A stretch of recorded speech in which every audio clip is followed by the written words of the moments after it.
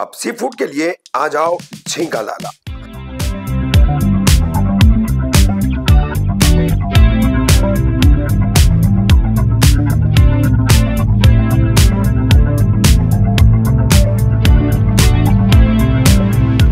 एक special sea food dhaba जहां आप अपनी फैमिली के साथ ले सकते हैं असली सी फूड का मजा।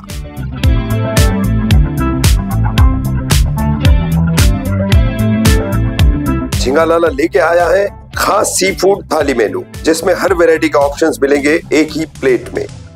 फ्रेश फिश टेबल से उठा के बनवा सकते हो। 100 से 150 लोगों के फंक्शन के लिए पार्टी रूम अवेलेबल है with air conditioning and food only 25,000। ढाबे का टाइमिंग 6 PM से 3 AM तक है और स्पेशल थाली अवेलेबल है सिर्फ दोपहर 12 PM से 5 PM तक। सब कुछ बजट फ्रेंडली, बच्चों के लिए प्ले एरिया और सबके लिए अमेजिंग एम्बियंस। तो देर किस बात की, आज ही आइए झींगा लाला। असली सी फूड, असली स्वाद। शेल विभाग में चल रही मनपा की तोड़ू कार्रवाई के खिलाफ पीड़ित परिवार पहुंचे उप मुख्यमंत्री एकनाथ शिंदे के पास। उप मुख्यमंत्री एकनाथ शिंदे ने दिया आश्वासन, नहीं होगी कार्रवाई।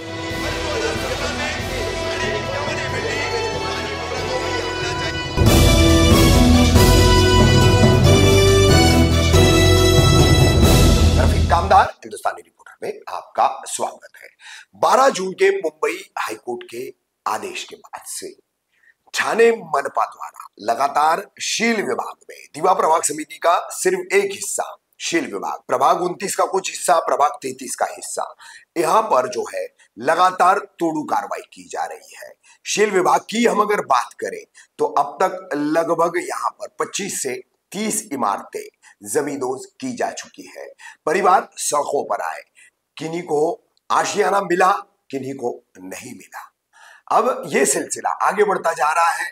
अनम पैलेस का मामला उभरा और इसी के साथ ठाणे सेशन कोर्ट द्वारा जो इंक्वायरी की जा रही है हाई कोर्ट के आदेश पर, उसमें और 53 इमारतें और अन्य कई और शिकायतों के चलते कई इसी विभाग के, खास करके शील विभाग के इमारतों की तस्वीरों के साथ शिकायतें जो गई, जिसमें ये सूची लगभग 80 से 100 इमारतों तक जा रही है। अब 80 से 100 इमारतों के परिवार सड़क पर आ जाएं तो क्या होगा, किस तरह का कोहराम मचेगा।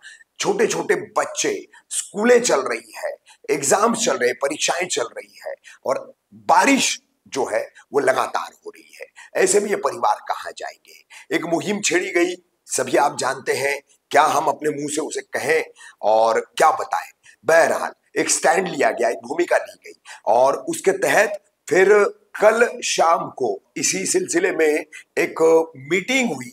उस मीटिंग में एक भाई ने एक सजेशन दिया, अहमद भाई उनका नाम है। उनका एक सजेशन था कि क्यों ना हम एक बार उप मुख्यमंत्री एकनाथ शिंदे के पास जाकर देखें।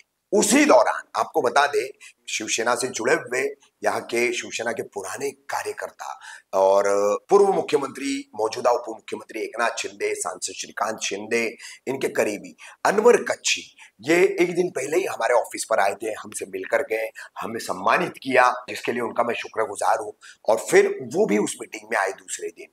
तो एक मशवरा हुआ और उसके बाद हम तमाम पीड़ितों को लेकर पहुंचे ठाणे के लुईसवाड़ी में उप मुख्यमंत्री एकनाथ शिंदे साहब के बंगले पर। लगभग 3 घंटा हमने वहां इंतजार किया। अपने पैरों पर अपने छोटे छोटे बच्चों को लेकर हमारी मां बहनें वहां खड़ी थी, हम भी खड़े थे, सभी खड़े थे।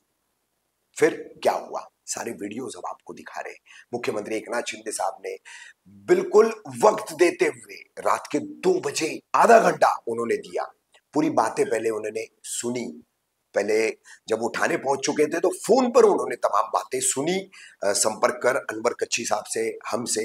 तो उसके बाद आए, फिर उन्होंने कुछ बातें कही और बाकायदा हमारी मौजूदगी की बात है कि ठाणे मनपा आयुक्त को फोन करके उन्होंने कार्रवाई 18 तारीख तक के करने के लिए मना किया कि कोर्ट में क्या भूमिका रखनी है वो जो अटॉर्नी है स्टेट के, उनसे वो बात करेंगे। और उसके बाद आगे की भी चीजें उन्होंने बताई कि किस तरीके से इस मुसीबत को हम टालेंगे जो हाईकोर्ट के आदेश के तहत आई है। तो फिलहाल राहत आई है और एक बड़ी राहत आई है कि हमें समय मिला है, हमें वक्त मिला है। लेकिन सभी से कहूंगा, इसका मतलब ये नहीं है कि राहत मिल गई तो बिखर जाओ, राहत मिल गई तो सब कुछ भूल जाओ। खतरा पूरी तरह से टला नहीं है, अभी बहुत काम और बहुत आगे की लड़ाई बाकी है। तो ये जो यूनिटी बनी है और इसको आगे जो बढ़ाना है, तो वो बनाए भी रखे, बढ़ाने का काम भी करे। और आगे से हमें अपने कुछ सियासी फैसलों को लेकर के भी सोचना पड़ेगा, उस पर पुनर्विचार करना पड़ेगा, ये भी समझिए। तो देखिए किस तरह से सारे पीड़ितों की, शिल विभाग के, उसमें मुमरा कौसा के भी कई लोग थे, इनकी उप मुख्यमंत्री एकनाथ शिंदे साहब से मुलाकात हुई है और फिर उन्होंने किस तरह से बातचीत की है।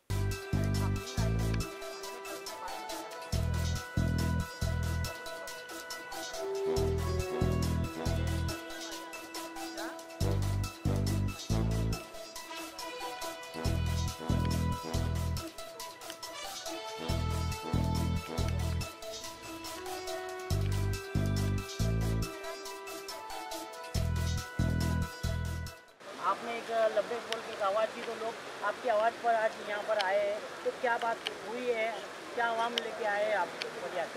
देखिए, सब आप देख सकते हैं, छोटे छोटे बच्चे लेकर के महिलाएं आई है। ऐसा नहीं है, हर समाज का सभी वर्ग है इसमें। और मुद्दा हमारा वही है कि बारिश का मौसम, गरीबों को छतों से बेघर करना।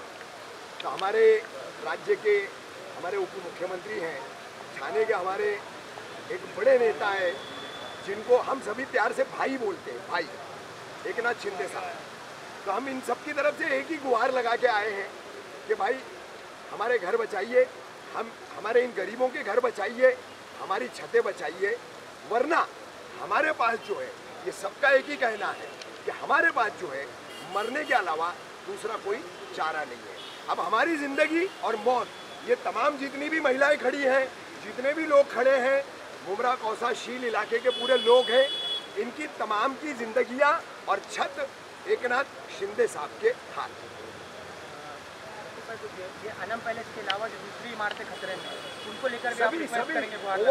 ओवरऑल अनम पैलेस, दोस्ती के पट्टे की सब बिल्डिंगें, उसके अलावा नए से सर्वे में और रिपोर्ट में जो भी लगभग 60-70 अलग से अलग बिल्डिंगें हैं, ऐसा ये टोटल लगभग अभी तक 80 से 100 बिल्डिंगों का मामला है।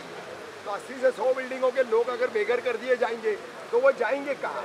तो यही मांग लेकर के हम हमारे आदरणीय उप मुख्यमंत्री एकनाथ शिंदे साहब के पास आए हैं कि हमको पता है कि एकनाथ शिंदे साहब जो है वो कितने मानवतावादी है। हमने प्रैक्टिकली देखा भी है उनको, देखा भी है। तो उनको हमारी और ये तमाम लोगों की, ये तमाम मेरी माँ बहनें जो खड़ी हैं, सबकी एक ही गुहार है, साहब हमारी छत बचाइए, वरना हमारे पास जान देने के अलावा कोई रास्ता नहीं। हाई कोर्ट की तरफ से कुछ ह्यूमैनिटेरियन ग्राउंड पर नहीं, देखिए हाई कोर्ट जो है वो जो मानवतावादी दृष्टिकोण अगर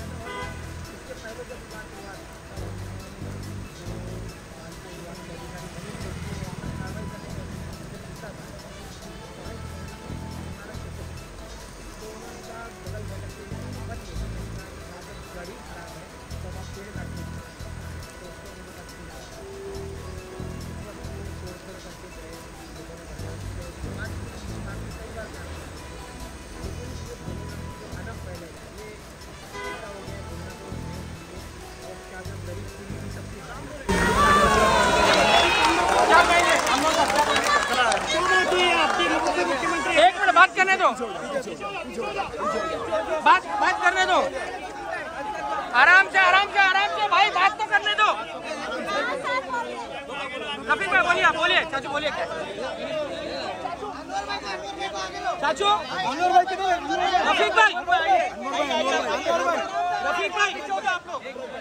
रफीक भाई अनवर भाई, गणेश मुंडे साहब और आपने उप मुख्यमंत्री एकनाथ शिंदे से मुलाकात की, क्या बात है? देखिए ऐसा है। अरे भाई एक मिनट पे अपन अंदर जाते हैं। अरे भाई नहीं बोलने दो।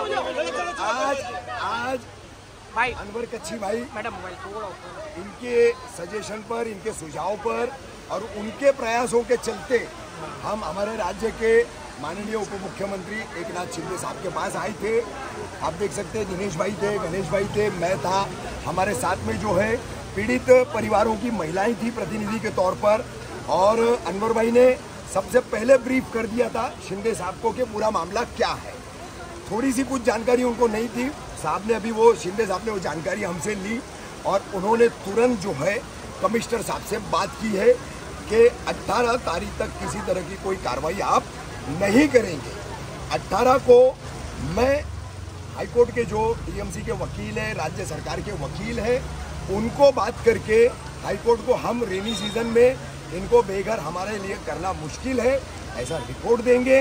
और उसके बाद साहब ने हमको अनवर भाई के साथ में मिलकर के सुप्रीम कोर्ट के लिए एक बहुत बेहतरीन रास्ता बताया है और एक वकील भी बताया है कि वो मैं आपको करवा के देता हूं, उसके जरिए कोई भी बिल्डिंग जो है उसके बाद टूटेगी नहीं।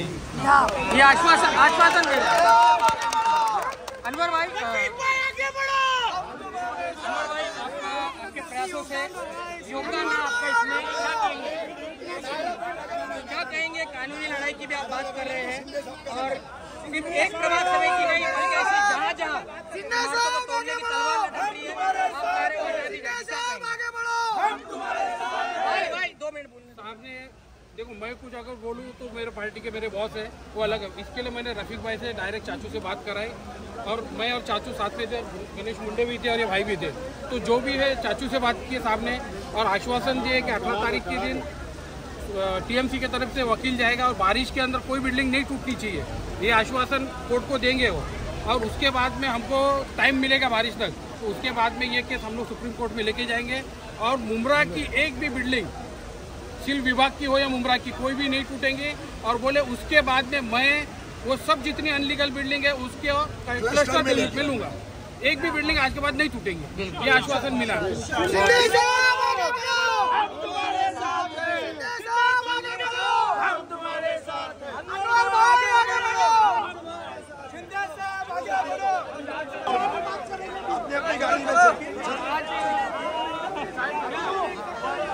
चेहरे पे एक बड़ी दिखाइए।